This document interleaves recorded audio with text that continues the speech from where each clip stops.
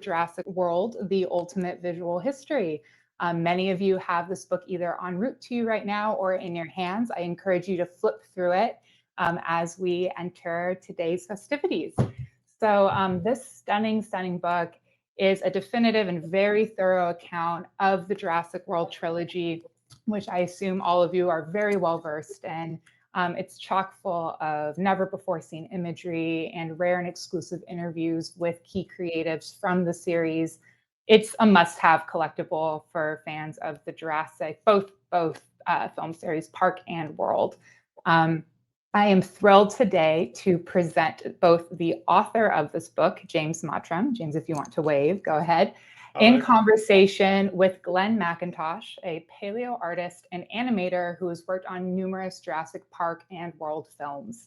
This conversation will be moderated by the wonderful Derek Davis, who is a contributing writer at Jurassic Outpost and the creator of Jurassic Time. Today's conversation is going to open up to a Q&A. I gathered from my exchanges with several of you that you have tons of questions that you would like to ask both James and Glen. So if you do have questions, I encourage you to do so, to submit them in the right-hand panel there. You'll see a button with a question mark in it. Go ahead and pop your questions in that section. I'd love for y'all to really get into the chat and keep that a bit separate so the questions don't get lost, but feel free to connect with your fellow Jurassic enthusiasts in the chat throughout the entire conversation. After that Q&A, we're going to jump into a really quick giveaway of some amazing Insight Editions Jurassic themed products. And the event will be recorded. So if you have to hop out or if you have a friend that you want to share it with, I'll be sharing the recording link after. All right, everyone, thank you so much. Let's get those questions going. And Derek, I'm going to hand it off to you.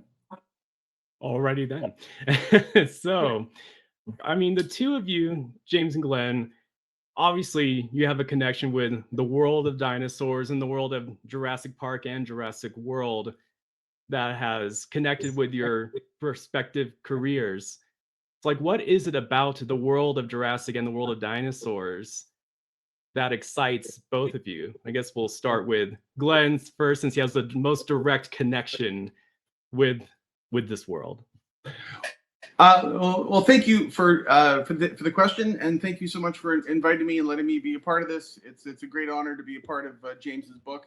I know that for me, I grew up in Calgary, Canada, which is very close to Drumheller, Canada, which is where they have the Royal Tyrrell Museum of Paleontology, which is where a lot of the bones that you see in all of the museums around the world are replicas of bones that are found in that valley, that Red Deer River Valley in Montana and that whole area. So for me, it was going there when I was very young, and I had a great fascination with them because they, to me, felt like sort of like the real version of the Ray Harryhausen monsters that came to life. And so I always loved drawing, so I would always draw whatever I saw and I liked when I got home. So drawing and love of dinosaurs sort of combined the two loves into animation. No, that's great. I mean, so much work and passion has to go into it to get like the designs as accurate as possible to dinosaurs at the time of you creating them, because as we all probably know, dinosaurs can evolve over time in terms of new discoveries and new findings. So, I mean, look at Spinosaurus, for example. I mean, that guy's had a whole life after death. Right. So, yeah. Absolutely. Yeah, its design change has just gone through so many iterations, and I don't think anyone has still arrived on a definitive look. Like I know that Dr. Donald Henderson, who's one of the curators of the Royal Tyrrell, still has puts out papers and has debates about what the exact use of the sail was and the tail and how it potentially could have walked, whether it was a biped or a quadruped. So there's it's what's been so amazing is the evolution of these movies in the past 30 years. We've learned so much. So it's amazing to see like just how much more we're going to learn in the next 30 years. Yeah, definitely. Now, James, how about for you, like the world of Jurassic? Like, how is it, connected with you during your time that you've written 2 books now? Yeah, history. yeah, it's true. I sort of wrote these books, the Jurassic Park Ultimate Visual History and the Jurassic World one, kind of simultaneously, or at least I researched them simultaneously. I was sort of doing interviews all through the kind of lockdown period, and I was just kind of reaching here, there, and everywhere. And you know, your respect for these films just grows and grows and grows when you do a book or books like these. I mean, you know, you just have to look back at Jurassic Park. That is such a watershed moment in cinema, in the history of cinema. I mean, obviously with the sort of ushering in the digital revolution in terms of sort of visual effects, it's just, it's such an incredible piece of work, and remains that way. And yet, I think what I really fell in love with writing these books is the enthusiasm of fans. It's, you can only really compare it to Star Wars fans in terms of their enthusiasm and obsession and just love, and sort of deep love for these. And really, it's 6 movies, so it's a much smaller range of movies than the Star Wars sort of franchise, and each one has evolved and taken the franchise in a new direction. I absolutely loved what Colin did on Jurassic World. You know, basically did what we all wanted to see, which was the park finally open, and yet he's, you know, he steered it, along with many other people, of course, in a, you know, in another direction, sort of obviously with Dominion bringing them onto, well, even in Fallen Kingdom, bringing them onto the mainland, and even now with something like Camp Cretaceous, taking it again in a different direction. And even with the new one that's coming out in November, I think, Hidden Adventure, the sort of choose your own adventure path. I mean, they just keep reinventing it, and in quite fresh and interesting ways. So yeah, that's just some of the things that I love about it. Yeah, no, it's, I mean, especially to have that kind of like drive to go into, you know, amassing 6 movies worth of details. I mean, that's a lot to organize. It's just so much information from different people, I imagine, different people, different stories. So I mean, like, what kind of, you know, for James, like, what kind of organization do you have to do to keep track of all of this? That's a very good question. It was difficult, but you know, the more you get into it, the more you do become organized in your head. I live in London, and we have a very good film library here, the British Film Institute. So I went in there and dug into as many articles as possible. I mean, this is, you know, referenced in both books, well, particularly the first book, but I have to pay, you know, due credit to sort of Jodie Duncan's making of books were absolutely masterful. Never mind that they're about Jurassic, they're amongst some of the best making of books I've ever read about any movie. So detailed. And Jodie's articles at Cinefex as well were absolutely invaluable. I have to say also, Derek, this is entirely true, I use the Jurassic Outpost site quite a lot as well. Partly because you had all of the scripts for the early movies uploaded, which again was absolutely invaluable to me. And then it's, you know, meeting people like Glen. You know, you get certain people who are absolutely breakthrough people who, I mean, Glen and I spent about 2 hours on the phone or Zoom, I can't remember, but you know, we just talked and talked, or rather Glen talks, because he just has so many wonderful recollections.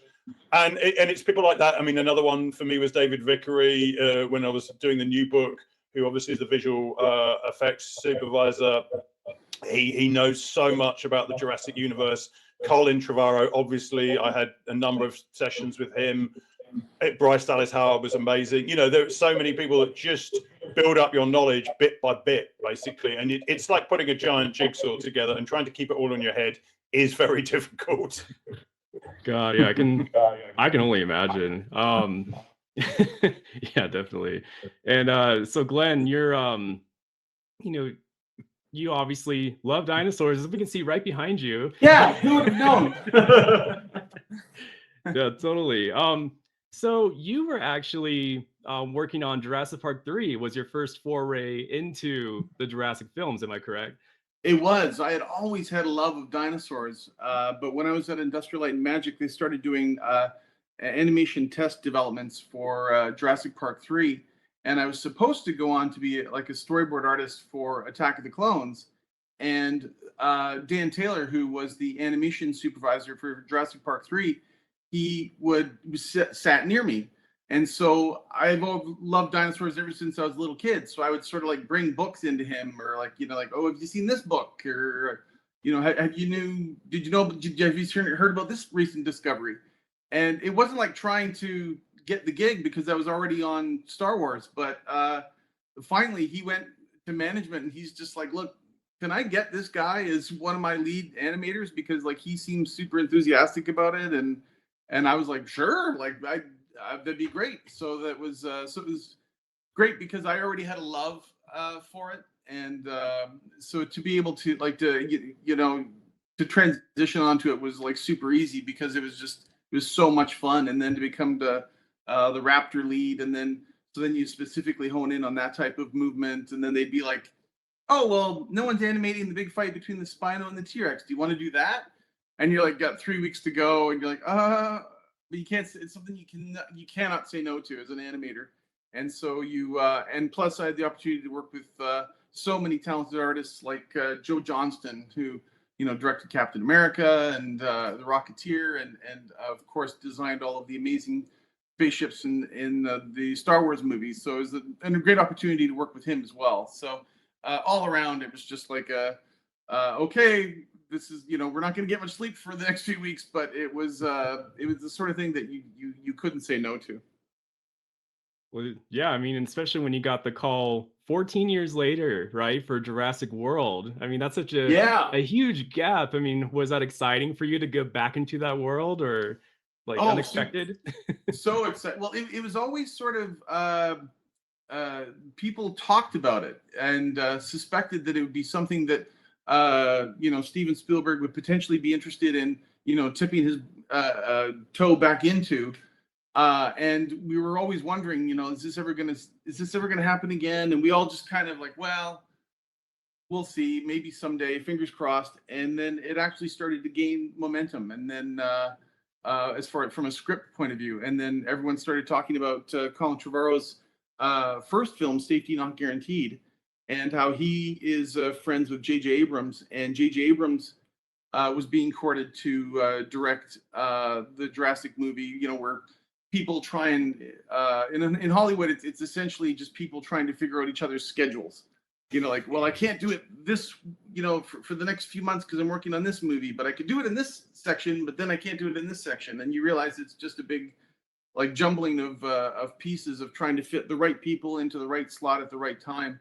And so he couldn't do it, but he suggested Colin Trevorrow, and Colin came into it with just an enthusiasm that I think really impressed Steven, and with his take on it. And it was only his second movie. And and so me being so enthusiastic about dinosaurs, I brought my enthusiasm to it. So we obviously had the opportunity to learn from the old masters that had taken us through the original Jurassic. So we always had Dennis Muren and Phil Tippett just kind of looking over, and Frank Marshall just kind of looking over our shoulders, just like, what are they up to, and making sure that we didn't do anything too crazy. But we always wanted to be reverential of not only those stories, but the style of movement that Phil and his team had created for the Jurassic films. And as far as, making them feel like big, huge animals. And that meant doing a lot of research and a lot of studying for the animation team. Yeah, because if you don't have dinosaurs, you don't have a movie. You got to get them right, or people will go knives and pitchforks on the internet. Be careful. But no, that's great though. I mean, and especially like people love. I mean, going back to JP3 just for a second, like people love, the Velociraptors, especially in Jurassic Park 3, just the way they were designed and the way they interacted and everything. It was just amazing, and I agree. But of course, and like with the round pupil and the quills, like they were moving more and more towards like bird type styles. So I wanted to incorporate bird type movements into their head ticks, and the way they would like turn and look at something, or just get more. And then talking to Jack Horner, you know, you're talking to one of the top paleontologists in the world, and he was just kept saying, you know, hammering into my head, you know, think bird, bird, bird, bird.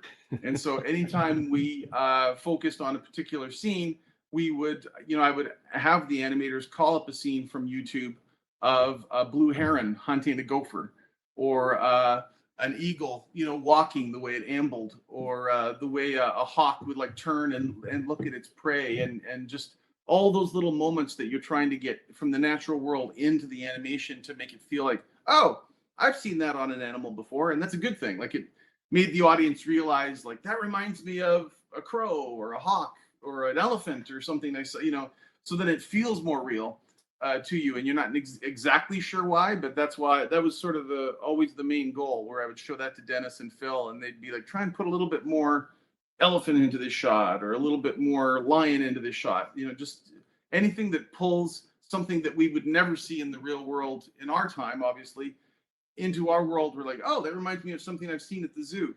And then it just felt like a real animal. And so doing that was a lot of fun and very rewarding. Yeah, and it shows on the screen just like the extra realism. I mean, you know, in Jurassic World, the Raptors especially are kind of the stars of that movie, you know, the Raptor Squad, you know, in Jurassic World. So Right. it was great to see them, you know, fully realized, you know, or continue to be fully realized, you know, Yeah. as every And movie it went was, on. and it was also fun. Like, we didn't know how much animatronics were going to be used. We didn't know how much the CG was going to be used. So it was sort of because Jurassic Park 3 didn't perform as well as the first Jurassic Park movie, obviously. So it was kind of a question mark. Like, it wasn't like a known, like the Marvel movies, where it's like, okay, this movie's going to make $1 billion. People were very unsure about Jurassic Park 3. So, you know, but you're sort of like, you know, trying to embellish on that mythology and make it bigger and better. But with a lot of that work, you're trying to do things that you've make the animal, you know, just make that world richer and make that world bigger, and make people, you know, like, see that the dinosaurs in like, exactly like Alan Grant says, more like animals, not monsters. But as far as the animatronics goes, I would always fight to be there on set, where I'd be holding the styrofoam head that was representative of the raptor, instead of just being on a C-stand that they would lock into place. And they were like, well, you know, what do you get out of that? And I'm like, well, I don't get anything out of it. I could animate it going wherever, but if it's just locked there, it doesn't give the actor anything. Meaning that with Chris Pratt was, you know, 3 feet away from a Bengal tiger, and he had to take something off of its head, and he didn't know if it was going to snuggle him or rip his arm off, you'd be scared out of your mind. So between each take, I would pull back, or I would dart towards him, and he didn't know what I was going to do. So he would do these little movements in his acting, which was great, because then we could then put that into the animation. So he gives us something, and then we could give him something back, so that it feels like it's more there. And then that really helped. So definitely helping. So Yeah. for sure. See, I love those kind of stories. That's stuff that, you know, people don't know unless they were there, that that's how they happen. And, you know, James, was there any stories that you were told, you know, for the book that, you know, just couldn't make the cut? Because, you know, books can only be so long, can't be 1,000 pages. So, like, was there anything you were told that had to be cut? Well, I thought you were about to ask what was my favorite anecdote from the book, and I'll just tell you that before we get into that question, but Okay. only because it's Glen related, and it's from Fallen Kingdom, where, you know, in a way, Glen, you're as much as an actor as some of those credited on the film. I mean, when you were being the baryonyx basically in that tunnel sequence. Yeah. You were dressed in a unitard, which I think is just a delightful image, basically. Those are very unforgiving. If you haven't been on the Stairmaster, those were very unforgiving. Yes, I can imagine. But so that was one of my favorite anecdotes. Glen being part of that, you know, really taking a part of that baryonyx and, you know, becoming that. Yeah, in terms of stories that didn't make it, I know that people wanted to know about the Iris death scene that was filmed. And I did talk to people about that. And the problem with these books is you need good material to back up your narrative, let's say. And there just wasn't enough, as well as there wasn't the room for it. There just wasn't enough strong material to really talk about that. I did talk to J.A. Bayona about it a little bit, but what I got out of him just wasn't really enough to include it in the book. I wish I could sort of give you all a great juicy anecdote about it.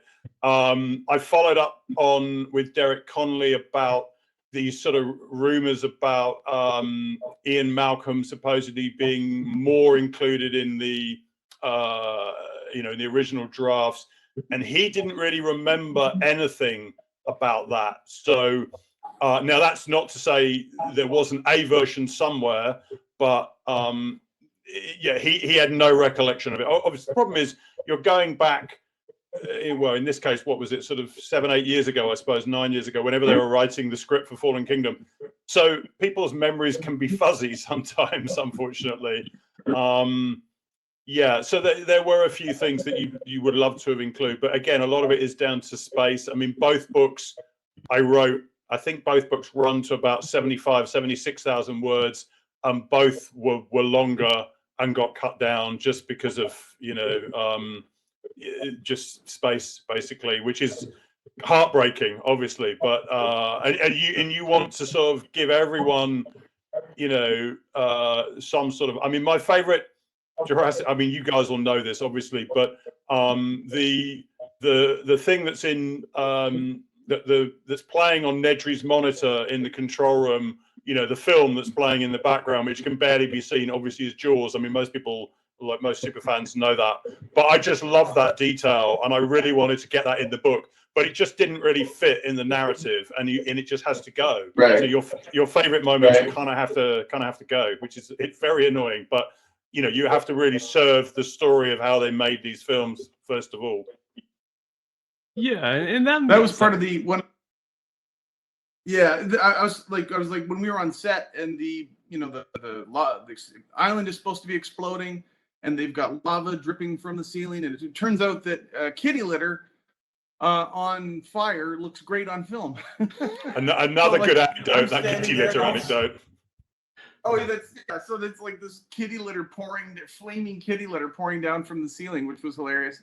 But it looks amazing on film. But the stuntman Barry Onyx had to grab this guy's pant leg and pull him back down, and it's like he was waiting for me to do it. And I said, "No, you just got to go. I'll just grab you." And he had on these big hiking boots, and he kicked my hand, and on like the sixth take. And the second unit director was like, I think we got it. And I go, yeah, I think we did too. Like, I don't want to do a seventh. That hurt. But it just those little moments where you're like, nah, it can be better. We want it to look like he's really trying to get out of there, and this thing's really snagging his pants. Like, you don't want to shortchange the audience, and so you're doing all these things. Later that night at the hotel, you're like, yeah, that kind of hurt. But it's in the movie, so it's worth it. Yeah, people at home, do not try flaming kitty litter at home, please. Please, we want to hear these reports. I was surrounded by like dozens of professionals with a fire team at every exit telling us what we shouldn't be doing, and that was number one on the list. So it was good to be around those people that knew exactly what they were doing, and and telling me exactly where to stand, because otherwise there could have been some problems. But they were so good at what they did, and it was such a safe set, even though there's so many events in the movie that don't look safe. So we would have constant safety meetings about where you need to stand and so forth, which was I never felt in danger. It was just always fun to see everyone trying to do their best. Well, yeah, I mean, safety has to be guaranteed in this case, right? Very good. Well done. Well, I see we're amassing some questions, so I think we'll go to some of our viewer questions. Let's see. The very first one is from Justin Peterson. And he says, what was the most surprising anecdote or fact uncovered when researching, writing this book? And I think, James, you kind of already answered that a little bit, but if you want to elaborate even more. Do you mean the one regarding the Nedry Jaws thing, you mean, or something else? Yeah, or something else, yeah. what else did I find that was surprising? God, there was so much, really. I'll come back to that if I can think of something. Okay. Gotcha. All right, so the second question in the meantime is from Josh Rassick, and he says, it was mentioned in the book that the Biosyn amber mines contained 90s style Biosyn logos, but unfortunately can't be seen in the film itself. Do you have any further information on where we can see these? I'm really intrigued by the environmental storytelling. I agree with him. Yeah, I want to see those too. That's a really good point, actually. Because I actually rewatched Dominion last night, and I was just but didn't notice at the time that those logos are just not to be seen. But that's the nature of being a production designer. Yeah, that was Kevin Jenkins, wasn't it, that sort of told me that long anecdote about that.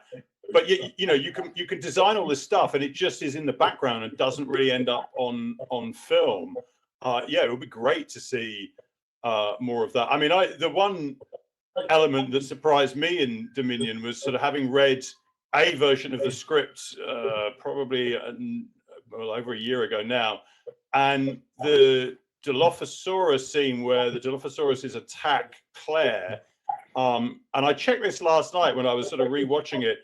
In the script, and this is mentioned, I think, in the book, that the venom is supposed to be caught by Kayla in her glove, and you see in the resulting film her kind of throwing her glove off, but what you see is Chris Pratt's character strangling the Dilophosaurus, and then they kind of dispatch with it there. But so you don't really see the catching of the venom. So maybe they just decided to cut it out. But that was like a lovely moment. I thought that would have been great in the film, but I guess they decided not to go with it. Yeah, and I mean, things are going to be cut just like in the book itself. So I mean, I guess they're trying to up the pacing of the scene or the pacing of the action. So I mean, unfortunately, cool details like that and like the logo, unfortunately have to get cut. I mean, did you actually see the logo ever, or you were just told about it? I was just told about it. I never saw any artwork for it, as I remember. So I don't know. I mean, as I say, it's probably one of those, if you go back to the set, it'll most certainly be there. Well, obviously the set will have been struck now, but it's a shame because that's the nature of production designers' work. Like I said, you see so little of it on screen, or it flashes past in a second. Yeah, but it's just still nice to know that those details existed, right? Yeah. Just to know that it was that fleshed out, which is why artists like Glen are so important to create the world and create the characters.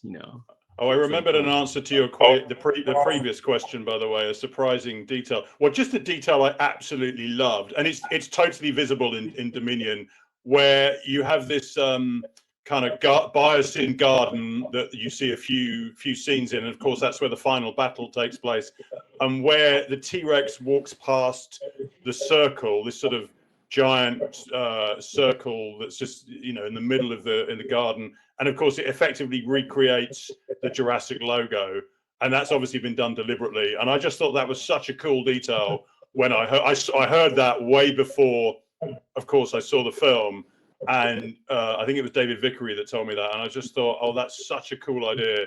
And I think what they don't do in the film is the dinosaur keeps moving; it doesn't stop in the middle of the circle, which is kind of what I imagined it to do. But it still was such a beautiful idea, and just kind of sums up the artistry going on. That's a 1 second moment in the film, and yet would take probably weeks to set up, I would imagine. No, that's great. I know that one of the sketches that I had done for the petting zoo was the idea that just coming up with different, like what animals would you see in the petting zoo? What dinosaurs would be really good in a petting zoo, and what ones would be potential lawsuit disaster? And so we had come with these like baby ceratopsians that you could ride, and I had done this one quick little sketch where the little boy is feeding it an ice cream cone, and right behind him is this big sign that says, please do not feed us human food. We already get our dino food, or something like that. But just sort of like sort of going back to the general thesis of Jurassic Park is just like nature's going to get along just fine without us. And just the constant mistakes that humans are making. The little boy isn't trying to be bad by feeding the ice cream to the Triceratops, but it's just another example of like goofing up again. He's not supposed to be giving ice cream to this dinosaur. And then when I was on the set at the elephant enclosure in Honolulu, our first day, and they'd moved the elephants into the behind the enclosure there, so that all the extras could be out there, and that was going to be the Pteranodon petting zoo area where the Pteranodons attack. And there was this sign: "Please do not feed us human food." And I was like, I thought that was so cool that someone had seen that and made that into a real sign. This little idea I had made it into the movie, which was really rewarding and really fun. So the other thing that was interesting was that the elephants are such sensitive animals. That the elephants had been sort of herded over into the corner, and now the pteranodons are supposed to be attacking and running around and grabbing people and flying away and swooping down. And so we had like 200 extras running around in complete silence. And Colin's like, "Cut, guys." They're trying to. The assistant director's like, "Guys, they're swooping down. They're trying to kill you. These things are they're kamikaze dive bombing you, and they're attacking your children. They're out to get you. Let's go again, and action." And everyone starts screaming. They're just like crazy. And of course we hear the elephants start going nuts. And the manager comes running over to us, and he's like, "You can't be doing that. Like, elephants are incredibly sensitive animals. They can tell when something is in anguish or in pain." And they just didn't like the fact that they thought humans were in trouble. So it was so interesting to see that these elephants were like felt sorry for all these extras. Glenn, I didn't even know that anecdote. You see, that would have gone in the book if I'd known that before. So that's a really good one. That's an exclusive right now. That's why people tune in now. See, that's what we're here for. Yeah. And now there's actually, the next question is directed toward Glenn, and it's from Colleen Lindsay. And she says, "Glenn, how much input did you have in the design of the newer dinosaurs, the genetically designed ones, like the hybrids?" Quite more than I thought, which was fantastic, because I like to be involved as soon as possible, because form follows function. And so I didn't want to get a design and then be held to like one piece of artwork and then, okay, now make it move like this, but the limbs are the incorrect length, or so and so forth. And so being involved that early, especially with Indominus Rex, like designing the new bad dinosaur, was so much fun.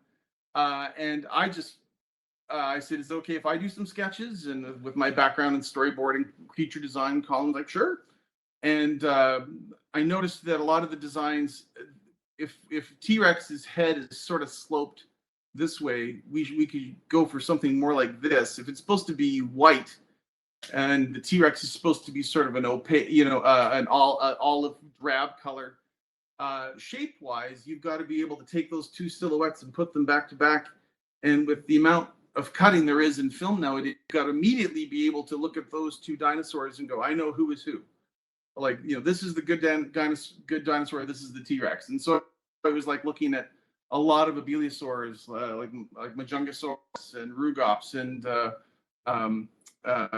Carnotaurus, like just to sort of like get a different structure and a different texture to the dinosaur, so that as much as possible when they start fighting, it's just not just some big motion blurry mess, that you could tell who was who. That was really important to me. So what's so exciting and what I was so thrilled about when I saw James's book is that how much of that process he's put into the book, and how many of my sketches made it in, which is just I've had sketches and art of books before, but never to this level, and that's all thanks to James, because and it was so much fun to see, because you always go into these movies just, that's your job. You do 200, 300 sketches, and if 200 or 300 of them get rejected, oh well, that's your job. But so to see the designs in the new book is really a treat. Well, sort of, Derek, I mean, as you sort of already noted, I mean, Glen goes right back to Jurassic Park 3. He bridges the two franchises. I mean, even in Dominion, you were involved with that, the sort of prologue that went on the internet and is now back in the extended edition, which, I mean, just from a personal point of view, I think is one of the most beautiful sequences in any Jurassic movie, because it's very, very different to what we've seen in all the others. I mean, of course, it's supposed to be 65 million years ago. It is, the way they film it in that island Socotra was incredible. I mean, I'm just curious how you felt seeing that sequence put together. Well, I was so thankful to be get that offer from Colin. Would you like to storyboard the opening sequence? And he had talked about Rite of Spring from Fantasia, and I'm just a Stanley Kubrick nut. Like, if we just pan around, I've got all these Stanley Kubrick books, and I loved the opening of 2001, where the Dawn of Man sequence, where it was just 17 minutes of just silence, because that's all the Earth was for 500 million years, as Earth, as life was starting to come on land from the ocean, and no car horns, no music, no, just absolute silence except the sounds of nature. And if you took a BBC documentary crew back in time, like, what would they see? And I just looked at the Dawn of Man sequence and took inspiration from that, of you're gradually being introduced to this world of the dinosaurs waking up. And to James's point, they filmed on the island of Socotra, which I already had a primordial quality to it. And so I did a lot of Google searches for the look they wanted. But of course, my cut came in at around, I wanted as few cuts as possible, and like really long lenses, like a documentary crew is trying to film these things from 2 miles away. And it came in at like 15 minutes, and Colin was like, "You're killing me." Like, it's supposed to be a modern day blockbuster. You're going to have kids looking on their phones and heading for popcorn after 3 minutes. And so it was going back to an older style where just like longer cuts and just letting the audience enjoy this time before we get into the action. And it was so much fun to play around with that, and then send notes to him, and then I'd get feedback from him, and he goes, "Well, why are these 2 shots? Why don't we make it 1 shot?" And I'm like, "Why don't we? That's awesome." So it was that was a real treat to do. But that sequence is so important to set up the entire T-Rex versus Giganotosaurus battle, really. I mean, I don't know what you thought, Derek, whether you feel it works much better having it back in the movie. Oh, totally. I mean, it was, I know it wasn't Colin's idea to cut it, but it was wrong of Universal to cut it, basically. Because like you said, it does set up a battle. And it really just, and the drive-in sequence too, as one of my favorites, because I saw Jurassic Park in the drive-in the first time I saw it as a kid. They were clinging on to existence at the time in the early 90s. So like seeing that drive-in sequence was kind of like, a full circle for me. So it's like, oh, but thank God the extended cut brings it all back in. That's, in my opinion, the only way to watch the film at this point. So. And what a double bill! Flash Gordon and American Graffiti that was supposed to be playing at that drive-in. Oh, totally. Yeah, there's all sorts of really funny Easter eggs in that prologue. So. Yeah, I love it. Now this question's to James from Colleen Lindsay again. James, what was something that surprised you about the production of either Jurassic World or Jurassic Park when you were doing research? Wow. I think with Jurassic Park, it's just the insane efforts they went to create these digital dinosaurs. I mean, I was talking earlier about breakthrough people that you speak to, when you're along the way, when you're researching this. And in the case of Jurassic Park, I'd spoken quite early to Dennis Muren and Phil Tippett, who are obviously complete legends, and they were great, and they give you a certain perspective. But then much, much later in the process, having already written at least 2 drafts, I kind of got in touch with a lot of, people that Glen will know, of course, Mark DePay, Steve Spaz Williams, Stefan Fangmeyer, all those guys who were so important in the kind of, digital revolution, let's say. and they were the ones that opened my eyes to different stories and about how Jurassic Park got made. I mean, there's always different stories that people have different perspectives, and yeah, you know, the sort of secret nights that Steve and Mark spent creating these sort of skeletal digital you know, T-Rexes that were then eventually shown to Kathy Kennedy when she kind of popped around the office one day. And, you know, it's just things like that. You think, well, if those guys hadn't had that initiative to do that, maybe we wouldn't have, well, the digital revolution would have come eventually, obviously, but it may not have come through the Jurassic series anyway. Yeah, that totally makes sense. Let's see, to both Glenn and James, what were your favorite aspects of the park and world aesthetics? And this is from, probably going to say his name wrong, I'm sorry, Muzamil Sheikh. There you go. Go ahead, James. Yeah, well, in terms of the aesthetics, well, I quite like the way you've got, I mean, the park design, you know, being the sort of yellow, green, sort of safari print, if we're talking about things like that.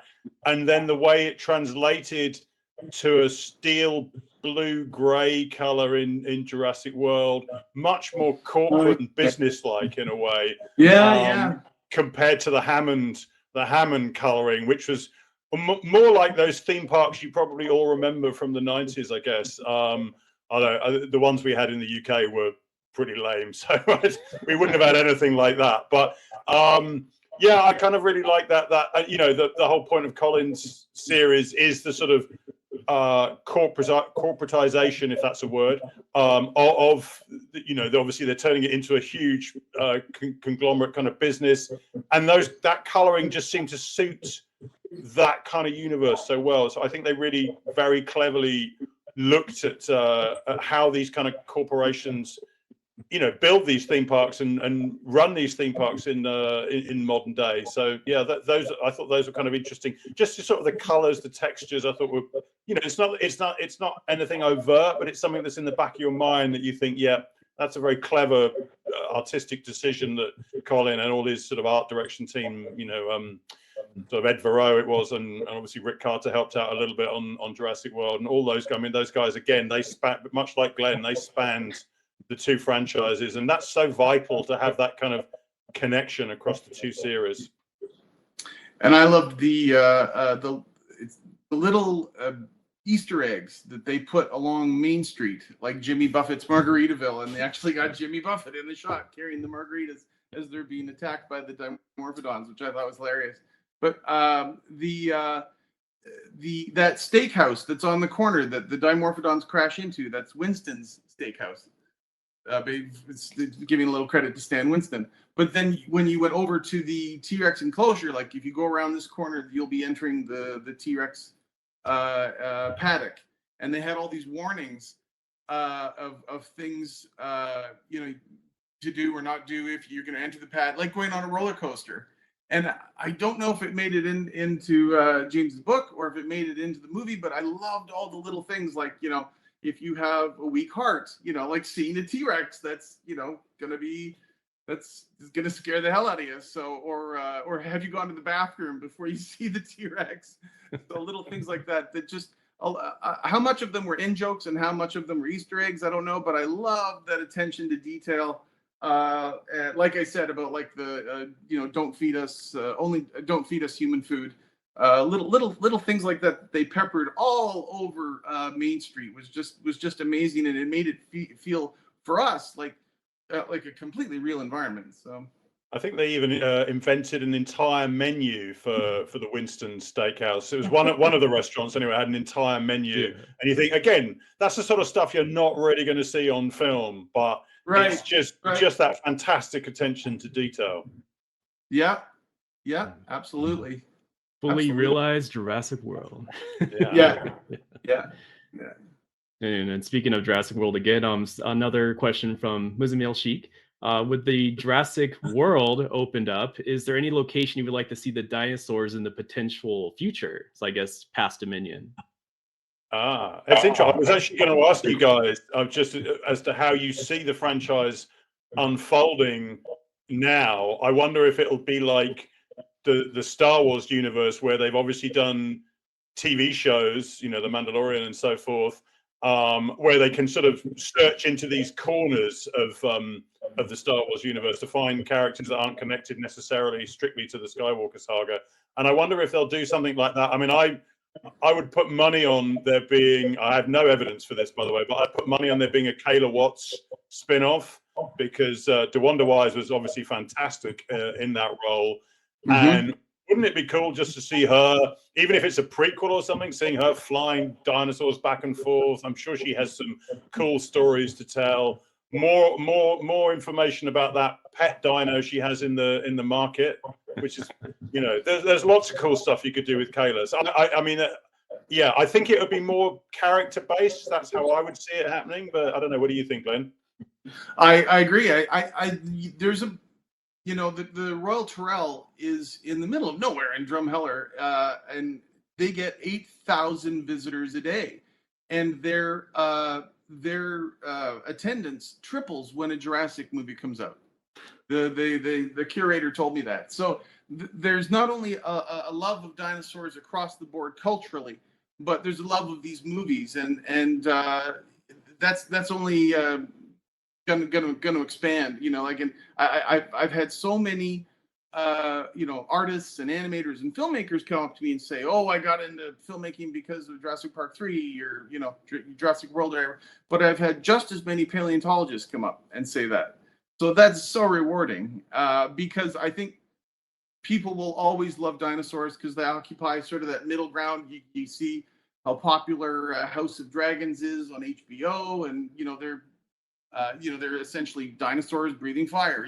But it's the same thing with the Hobbit films and Smaug. It's like there's a fascination we have with these gigantic lizards that we know absolutely roam this world, and so knowing more about them and getting to know more about their world is, I think, will always be wanting to tell those stories. Oh yeah, and like you said, they're important not just to the screen, but beyond the screen for different, places like zoos, museums, and everything like that. So it's an important, source of participation for everybody. So it's great that movies can transcend the screen like that. Now we have another question from Justin Peterson. Was there a dinosaur design or idea that didn't make it out of the concept phase that you were sad not to see in the movies? Oh, that I was sad not to see. Oh, that's interesting. Well, okay. Well, this is me being super nerdy, but no kidding. That's what we're here for. That ship has sailed.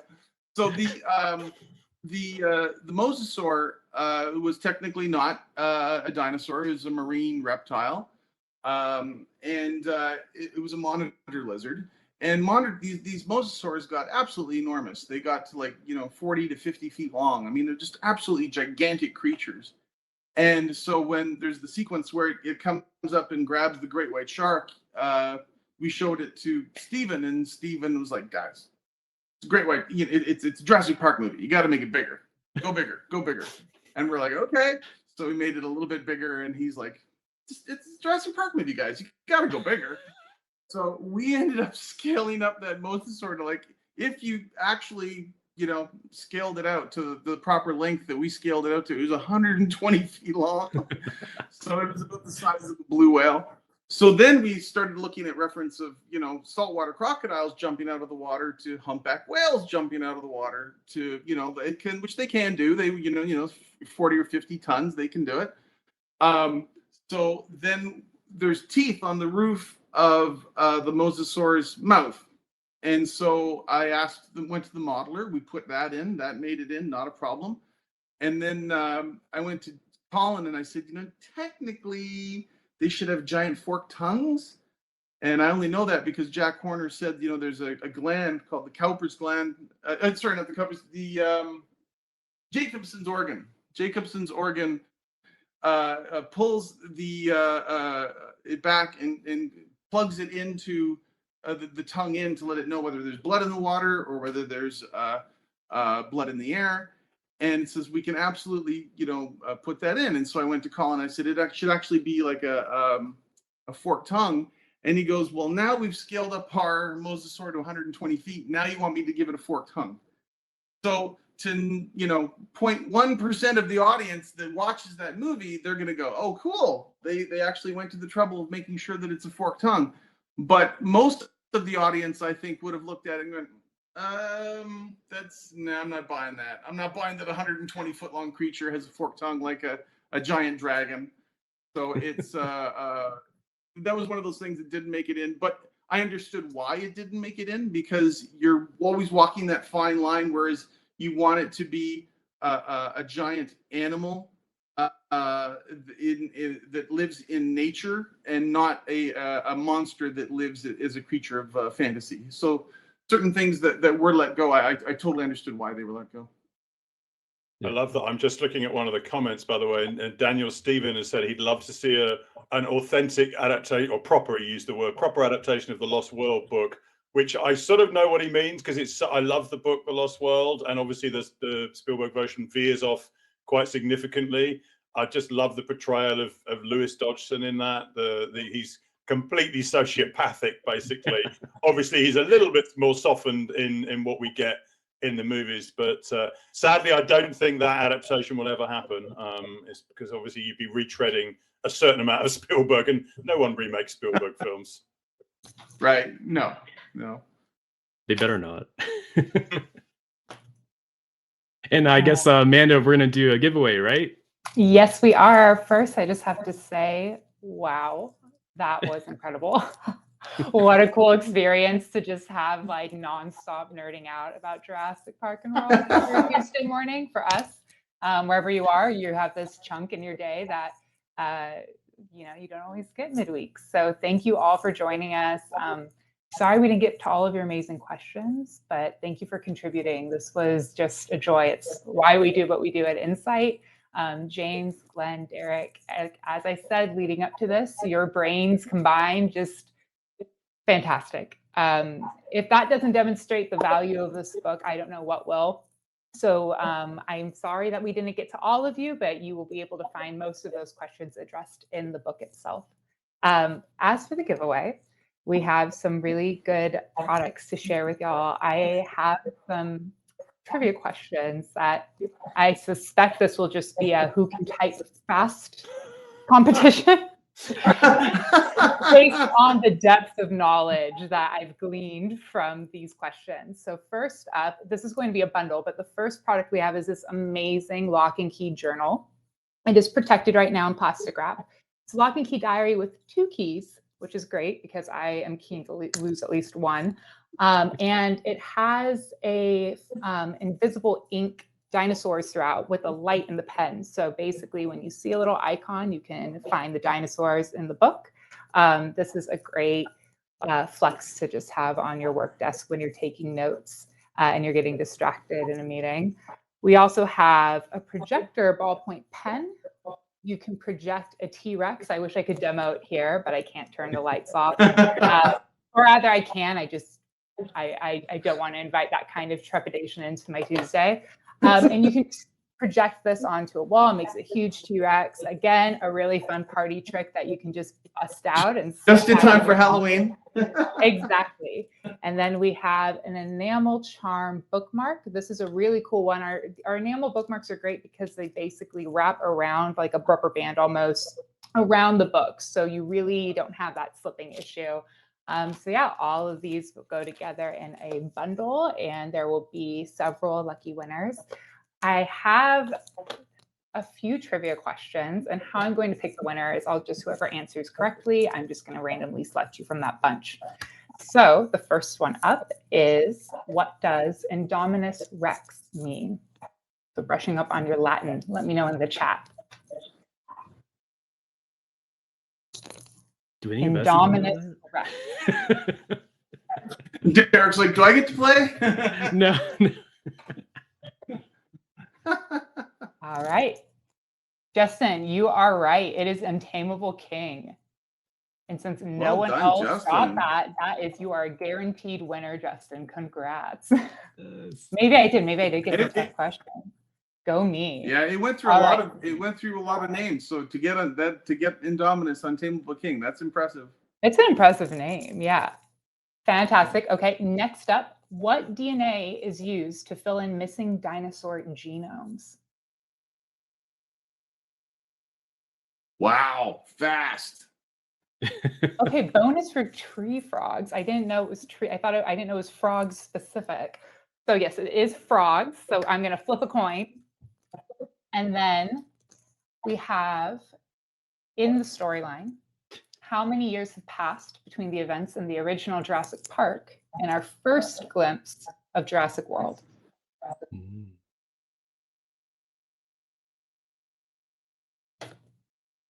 Good questions, Amanda. Oh, I'm glad. I'm glad. I thought they were going to be too elementary based on how deep the nerddom goes. Yes, 22 years. And finally, I'm hoping this one might be a little bit trickier just because there's multiple parts. In Jurassic World, we are introduced to the Raptor Squad.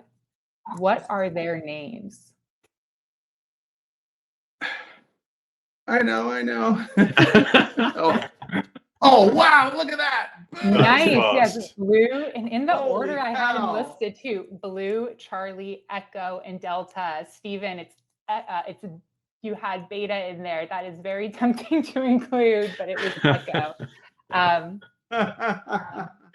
Yeah. Glenn, can you say their genetic makeup? Oh, other than Glen. Damn. Ooh. All right, those are my questions.